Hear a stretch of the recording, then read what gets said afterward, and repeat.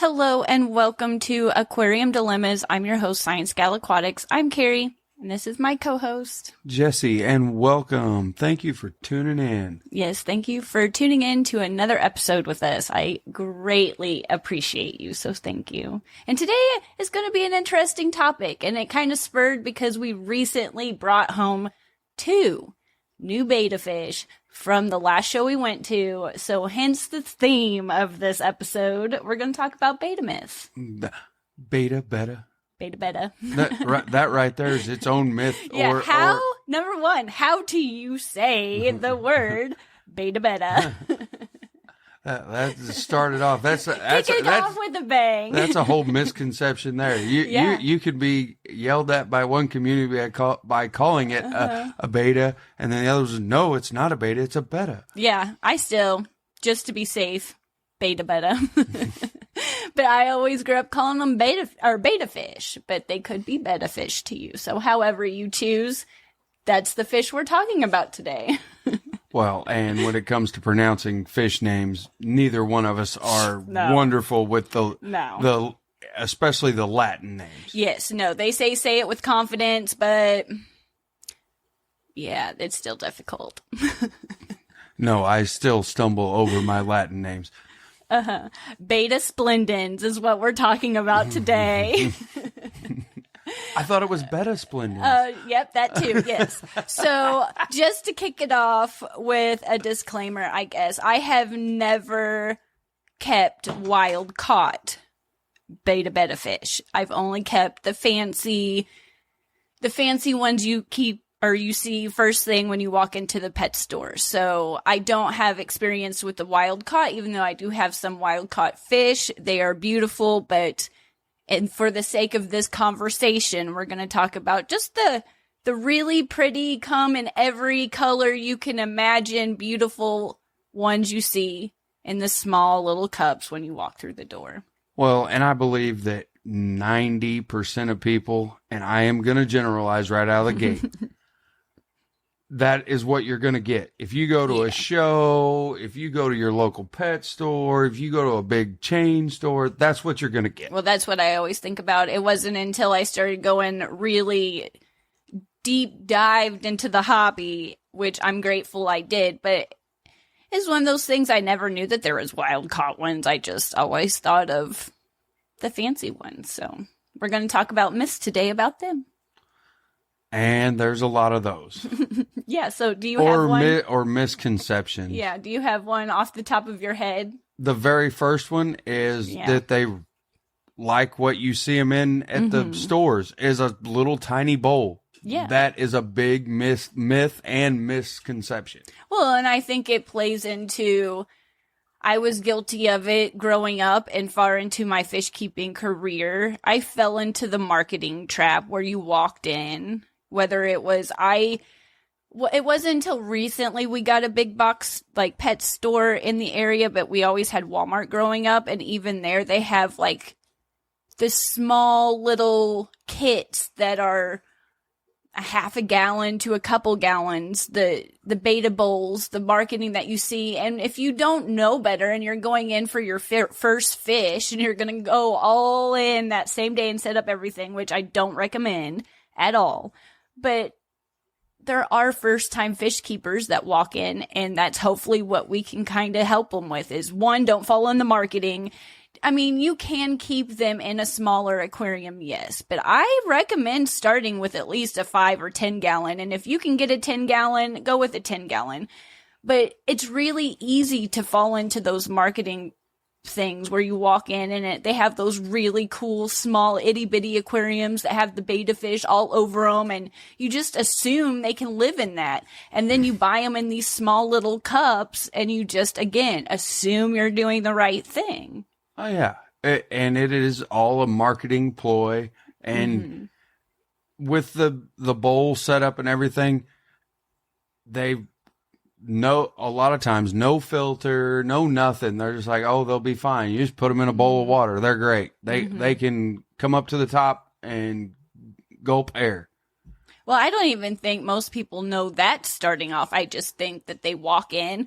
Maybe your kiddos wanting a fish, or maybe you like them and you want to keep one for the first time, whether you're younger, our age, or old, it doesn't matter.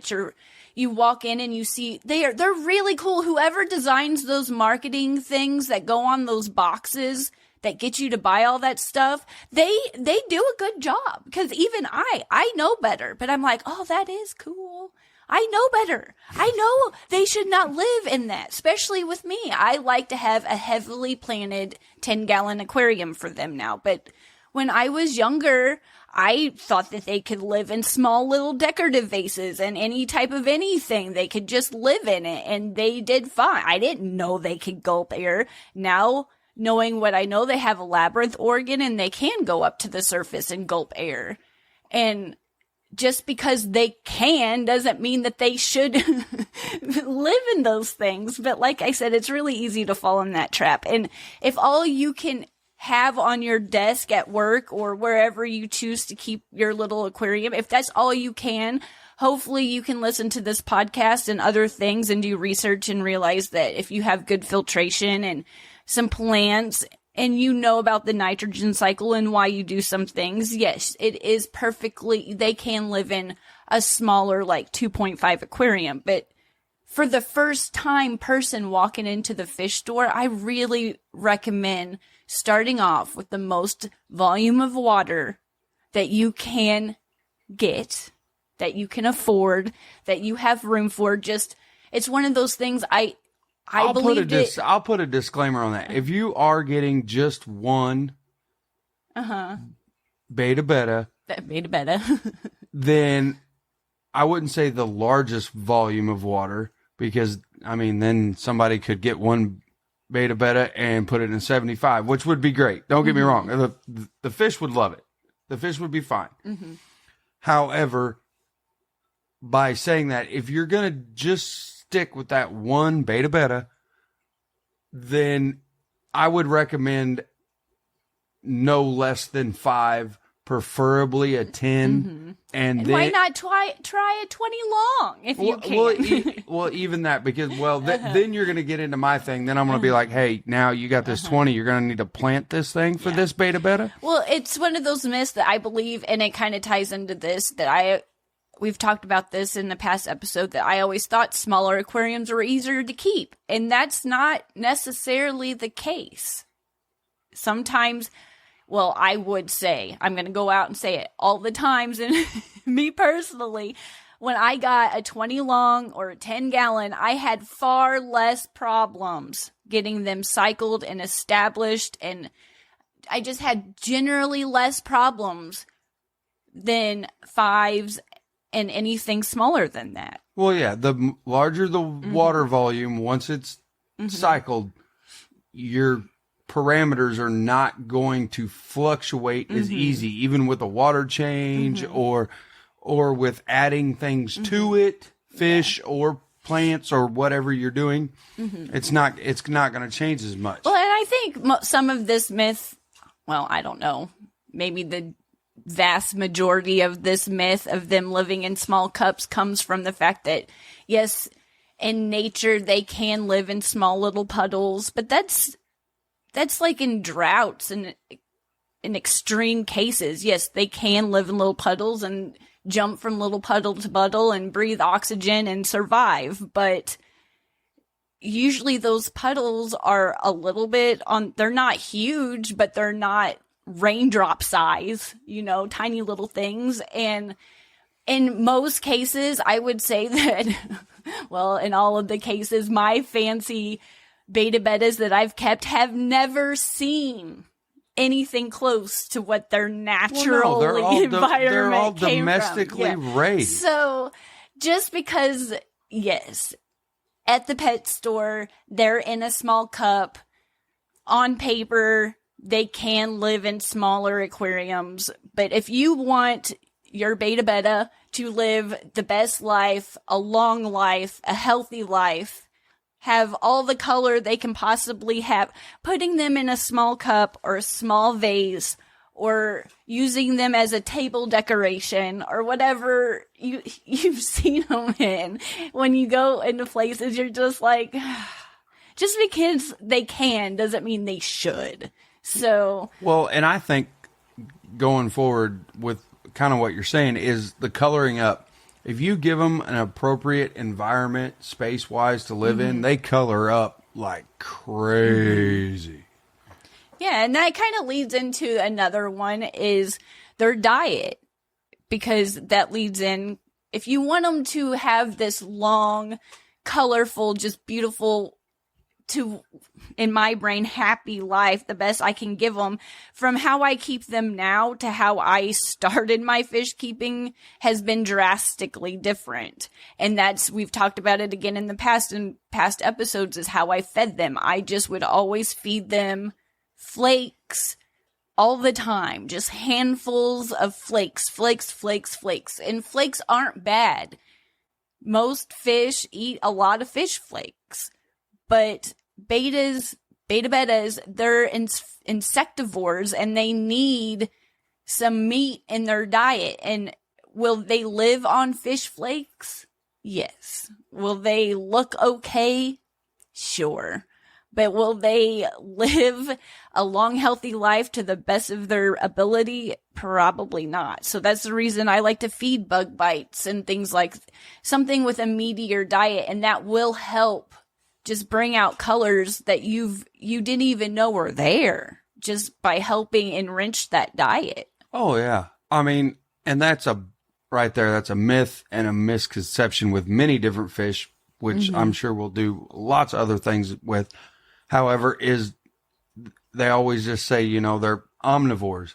Well, technically they're not omnivores. They're carnivores, because mosquito larvae, any type of larva, that is meat, a type of protein, which is carnivorous in nature.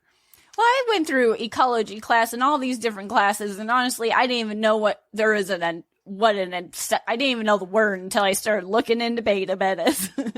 And I was like, oh, that makes so much sense. And even with how the amount I feed them, like I said, I fed them tons and tons and tons of fish flakes it was just some of the things I've done.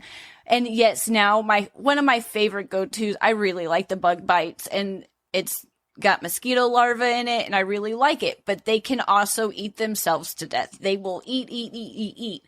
So I will feed them a small, tiny amount every day, and if I want to feed them twice a day, I'll feed them even less, just because they will eat and eat and eat and eat and eat. And then I've heard people say, well, I only feed them like once a week. Well, you don't want to do that either. You don't want to have like a super skinny fish either. So I just like to feed them a really rich, high protein, heavy on the insect larva diet, just a little bit once or twice a day. Because if you feed them too much, they're going to bloat, they're going to get constipated, and then they're going to have swim bladder issues. And the diet and the environment, having that right setup is really important to learn. And I'm guilty of making all of these things we've talked about, we're going to talk about. I'm guilty of it, and I'll be the first to be like, oh my gosh, please let me know. I know you didn't ask, but let me tell you all the mistakes I did. And diet and the environment is the biggest one. So I hope this gets to somebody to help them, just to provide them with they can't live in vases. They can't live off of plant roots. And they need to have a really rich, high protein diet. Well, and going with the environment, the other thing that I think really helps and goes back to the size of the tank and all that other stuff, that they'll just be fine in a little thing of water, nothing else, blah, blah, blah, is botanicals. If you are a big time into beta bettas, then botanicals are a game changer when it comes to the health of that fish and even coloring them up. Yeah, and there's a far difference between dirty water and tannin-rich water. And that's it. One thing I've heard too, that Beta bettas can live in dirty water. I've heard it. I've heard it more than once. I probably even believed it at one time. And they can't. Like, it's not dirty water. It's tanned up water. It's brown water. Well, it's going to the dirty water thing. Like, if you never do water changes, you have them in a plant vase. The only thing that you're feeding them and doing for them is providing some kind of house plant that's in the vase. And that water gets fouled up. It gets stale. It starts stinking. Nothing can live in that. I mean, I don't want to be rude, but like, I'm guilty of that, saying that to myself. What made you think that that was okay? Like, that's a little cute fish. Like, what makes you think that's okay? And I'm guilty of it. And there is a difference. And I looked at tannin-rich water in the past and be like, I just lumped it all as the same thing. And it's not the same thing. Like you said, dirty, fouled, stinky water is by no means the same thing as a 10-gallon aquarium that's got a lot of leaf litter in it that's brown. Yeah. There's a difference. No, there's so much chemicals that are released off of those leaves that cause that coloration. Mm-hmm. It is those chemicals causing that coloration, not the fact that the water is actually dirty. It's like tannin oils, and it's really, as to me, I think of it as an antibiotic, an anti-inflammatory. It's really helpful to add tannins. Now, I understand some people don't like that tea brown water. I personally, I really like it. I like brown water tanks, but betta fish can't live in dirty, foul, disgusting, never maintained flower vases, but they do really well with a tannin water. Yeah, a tannin-induced environment, I should say. Mm-hmm. Yeah, that's kind of going with what you were talking about. That's where I was taking that, is tannins, and it goes with what you were saying about the diet. It also, with the anti-inflammatory, it helps with, if you are feeding a bunch of the larvae, and it will help with the constipation and that kind of stuff. It'll take the edge off of that. And you can add botanicals to your water. There's ways to do that. We've talked about it again in other podcasts. We've got enough episodes out now that hopefully you find something that you're looking for that will help. But if you go out collecting and you get some leaves and you want to boil them, you can boil some of that out, or you can save some of that left over, and I think it stays in the refrigerator for like a week, and you can add just a teaspoon or so to the tank, depending on what size it is. There's ways to get these benefits without completely turning your water brown. But if you don't mind that tea colored water, then go for it if you haven't tried it yet. But going back to the myth of betta fish can live in dirty water, they might be able to live in there for a time, but they ain't going to live in there for very long in a very healthy manner. So I didn't know that there was a difference. I fell into that. I just assumed that tannin water was dirty water, but it's not. One's very beneficial and one is not. And if you have your first betta fish that you brought home and you have them in a smaller container, then I don't want you to take it out like you're doing something wrong because you didn't know any better. Just, we want to help you say, like, let's go get something and upgrade their environment sooner than later. Yes. Well, and moving forward with the next thing is, I think they have, and they do, because we've had enough of them and we have enough of them. Mm-hmm. Every one of them has a personality. Oh my gosh, every one of them's different. And one of the things I hear the most often about them is they're just so mean. You can't keep them with anything. And you can, but it's very, like you said, dependent on their personality. You can put them in a really peaceful community tank and they get along great. And there's others that just does not. They're either going to eat everything in sight, and if they can't eat it, they're going to pick on it. And that's going the other opposite too. You might have a peaceful betta fish, but it gets picked on because their fins are very beautiful. They are very flowy. And for certain fish, they are like targets. They're just like, I'm going to nip you. Oh, yeah. It's like, so, oh, goody. Look at what I can pick at. How I personally do it, and I learned this from my friend Kasha. She has the Creative Pet Keeping channel, and she taught me this trick. But when I get them into the fish room, I do want to try to put them with the guppies. That's usually, I have a lot of guppies and I have a lot of Neocaridina shrimp. And those are the tank mates that right now I really want to try to keep them with. But when I'm acclimating them, I just watch. Because some just get, even just acclimating, they get very stressed out. And for me, I look for just constantly like flaring and trying to like nip at the bag, trying to get to other fish. And if I see something like that, then I'm like, I don't know if this is going to work with other things. So, but while they're acclimating, I feel like they're kind of relaxed. They might be flaring, but there's not that incessant like picking at the fish bag, trying to get to other things. And right now I do have one that's only with the shrimp. The shrimp doesn't bother him. But then I have another one that's with guppies and shrimp, and they get along great. So, well, I'm staring at that tank right now. It really is. They're not all murderous, crazy, like psychos. Well, because I mean, they are known as the little fighting fish. And I would not ever recommend to the beginner. I don't even recommend yet to myself keeping two males together. I just don't recommend it because, like you said, they are fighting fish for a reason.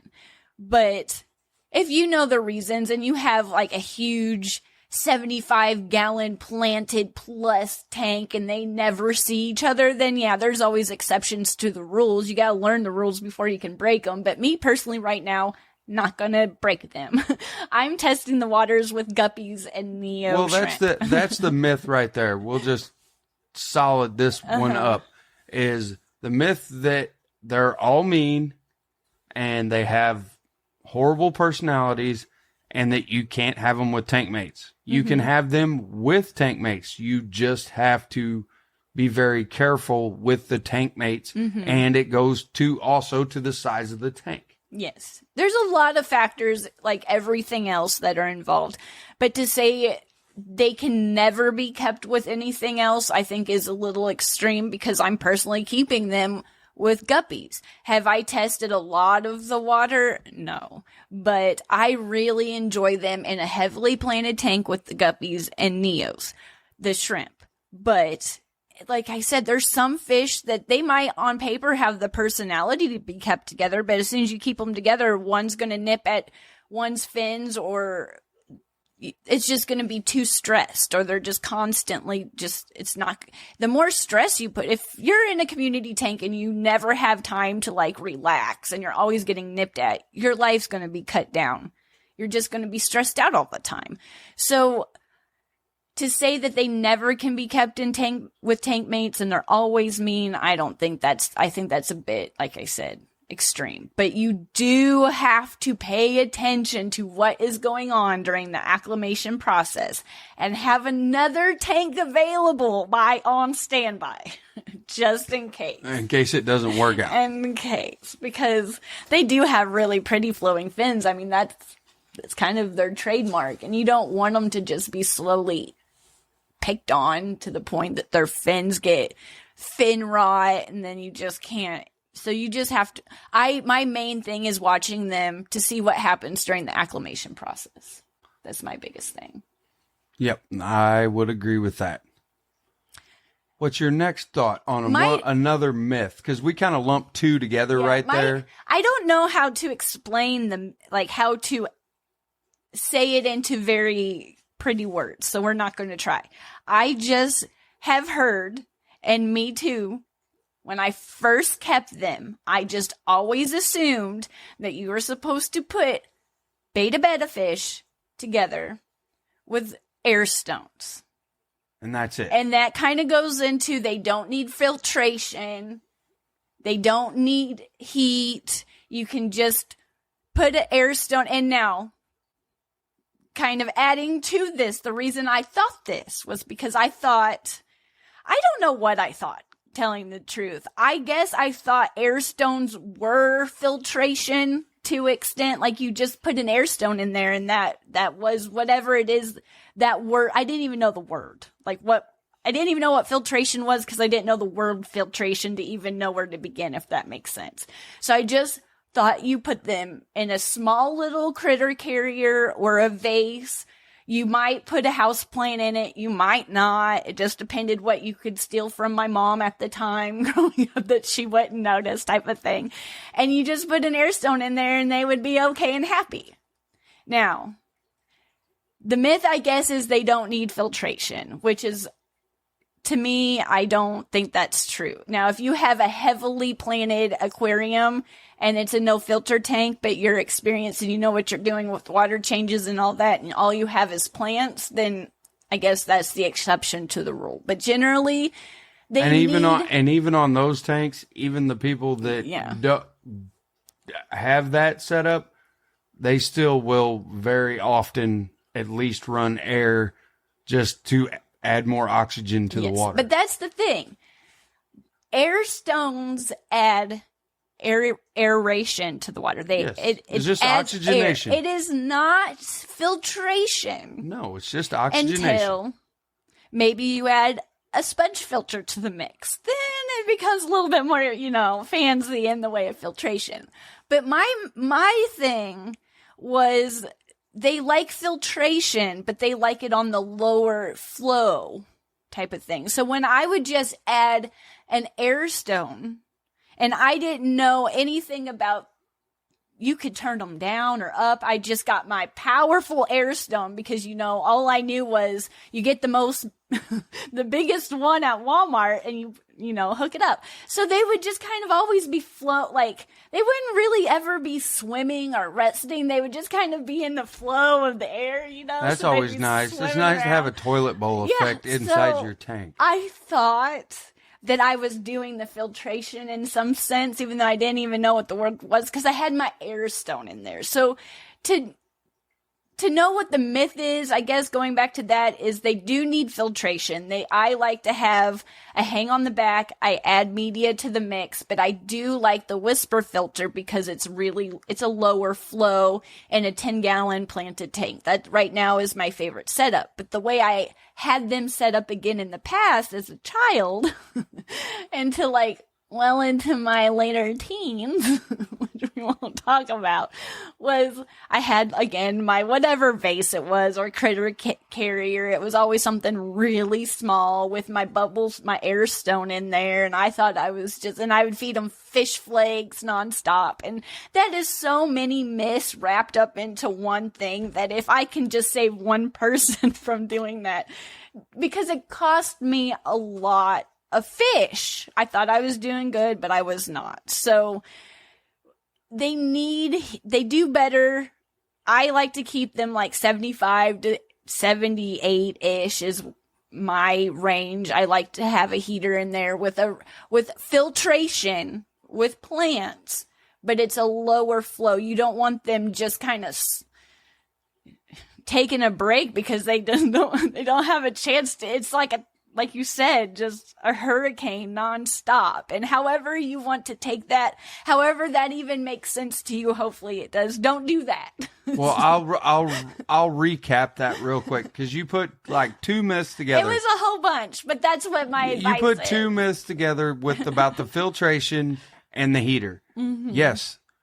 If your water temperature is not going to be able to maintain either the room temperature of 75 to about 78 normally, then you're going to have a heater. Yeah, they're tropical, even domesticated. They're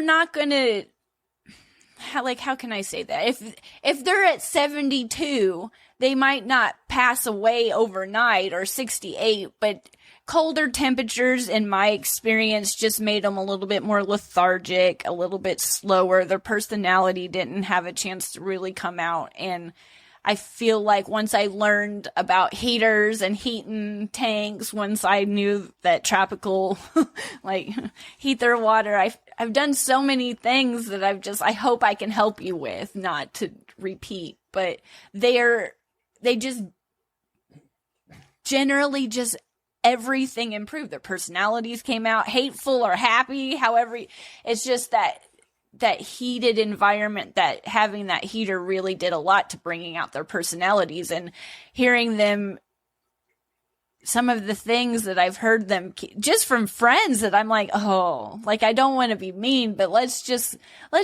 do this a little bit better. Well, yeah. I get it. If you live in a climate to where your house stays at 75 to 78, then no, your water, you won't need a heater. Will you still need some sort of filtration? Absolutely. To kind of wrap these couple myths together. And in my opinion, if you're going to go low flow, then yeah, and you got a smaller type tank, then obviously go with a sponge filter. You can do a little sponge filter. It allows somewhere for beneficial bacteria to attach to, and you're getting that aeration at the same time. So you're getting bang for your buck both directions. And the only thing I can really come up with, kind of off the top of my head, there's always so much that comes to my head afterwards, but is pertaining to bubble nest. I hear it a lot, that through comments and conversations and things like that over the last little bit, is that they're happy. And I guess in my head, yes, it makes sense that they would do that if they're happy, but it's an instinct. They're going to do that regardless to make, and that's when they're ready to reproduce. It's an instinct to do that. And it's not necessarily a sign that they're happy, sad, or indifferent. It's just an instinct. And I fell into that too, that when I saw that, I just assumed, oh, they're happy, they're doing that, but it's an instinct. Well, it's an animal instinct to mate, to survive, to reproduce, to keep the genes moving forward. Yes. So I'm trying to think, we've covered, they might be able to live in small cups, but I would not recommend it. Provide them at least, in my advice, I would say 10-gallon, but don't go under a 5-gallon, especially if this is your first beta that you're keeping. Try to at least get a 5-gallon. Add some plants. Go into aquarium plants are so fun, and it's a rabbit hole that I welcome you to go down. Add some aquarium plants. Their diet, they're insectivores. They need a very rich, healthy diet. Don't just feed them fish flakes. That's a myth that I don't want you to believe in like I did. Just do some research on what you're feeding them and make sure that it's not just one thing. Try to give them a rich diet and read the ingredient labels. Don't look for like mosquito larvae as the first ingredient and not something with meal in it, I guess is what I'm saying. Yes. Just like I do the same thing for my dog food. I do the same thing for my fish food. Yeah, you're just looking for a higher protein count and what is those first few ingredients? They don't all have hateful personalities. Some of them are generally overall nice. Some are pouty, some are happy. Well, and that goes to yes, they can be a community fish. Yes. They are not a standalone one Betta in a vase. That's the only thing they can ever be. I've had some that just like to pout on the bottom, and others, they're really excited to come up when I enter the room. So it's just during the acclimation process when you bring them home, just see how they're reacting to other fish, because they do. All the fish come up when you're acclimating something new. They all kind of investigate each other and just kind of see what goes on during that 15 to 30 minute time frame. And they need filtration. Give them some heat. It does a lot for the longevity of your beta fish. Yes, it does. I mean, there's always the exception of if you live in a warm enough climate, then obviously you won't have to. However, we do not live in said climate. No, it's cold here. It's hot when it's hot, but it's cold when it's cold. So, but being in the Midwest, we can turn our heaters off on some of our tanks in the summertime, but primarily we have to keep the heaters running in the fall, winter, and spring for certain tanks. Yes, it is a mandatory must. They cannot live in dirty, foul water. Use clean, dechlorinated water on your water changes. Don't use distilled water. And please do tank maintenance. Don't just leave them in a vase to fend for themselves. Yes, that's another myth, a very good one. And if you want to, I'm sure we did at least one short podcast on it. Tannins, that's a heck of a wormhole to go down. And we will further do episodes on that. We absolutely love brown water tanks. So yeah, and like I said earlier, you can add leaf litter to your tank you can boil them. Even the ones that you order online, you can get a 10-pack of the Catappa leaves. If you add a few here and there as they break down, they don't turn your tank brown. But I do recommend adding botanicals to a betta fish tank. Yes. I mean, don't recommend dirty water. And as much as I wish it was true, bubbleness is an instinct. It's not a sign of happiness nor sadness.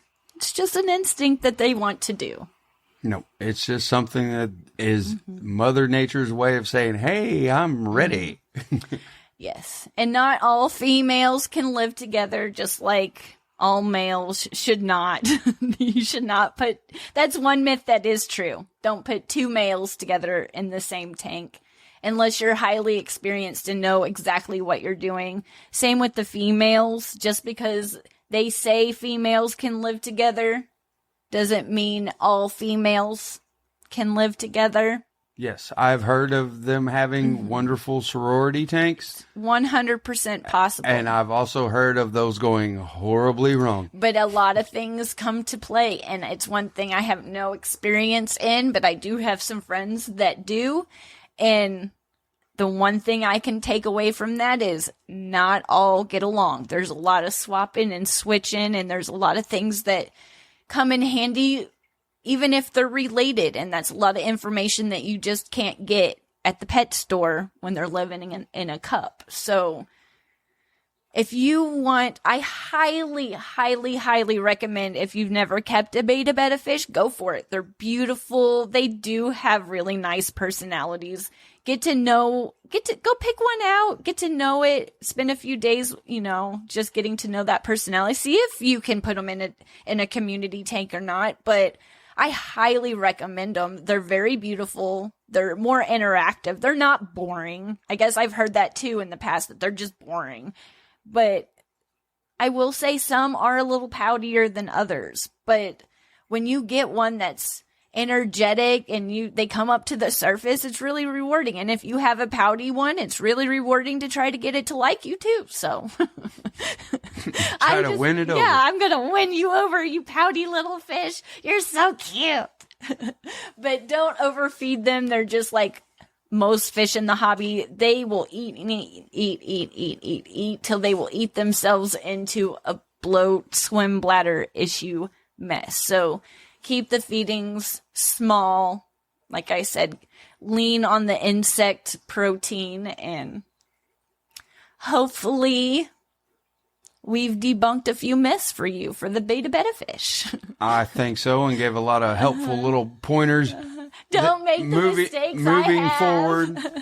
Little helpful pointers moving forward. Yes, it means a lot to share my mistakes so you don't make them. I will embarrass myself and put all my mistakes out there just to help one person keep their betta fish longer, healthier, and get to know them better than you ever thought. Because you do hear that from time to time, that I don't want them because they're just boring. And they're not boring at all. Well, that's why it's the Aquarium Dilemmas. It's the choices that we have made or you have made. I have made. That, okay, we thought this was a great choice, but ultimately that was wrong. We had to go back. It's try usually again. a lot of, be honest, why did you think that was a good idea? Sideways look. Kerri. Try again. But if you would like to watch this podcast episode, go ahead and check out the memberships over at ScienceGal Aquatics on the YouTube. And you're always welcome to ScienceGalAquatics.com. And again, no matter if you're watching or listening, thank you. Pass this along to a friend if you can. And I hope you've taken something from this and don't make my mistakes. Yes. Thank you so much for listening. Definitely check out ScienceGal Aquatics. There is a whole care sheet just on Bettas on that website. Yeah. You can check that out for anything you think we may have kind of grazed over and didn't go all the way in. All the water parameters, everything you want to know about how we keep them here and keep them happy and healthy are all listed there. Yeah, but it's been fun. Thank you for listening, and we'll catch you in the next one. Thank you. Bye. Bye.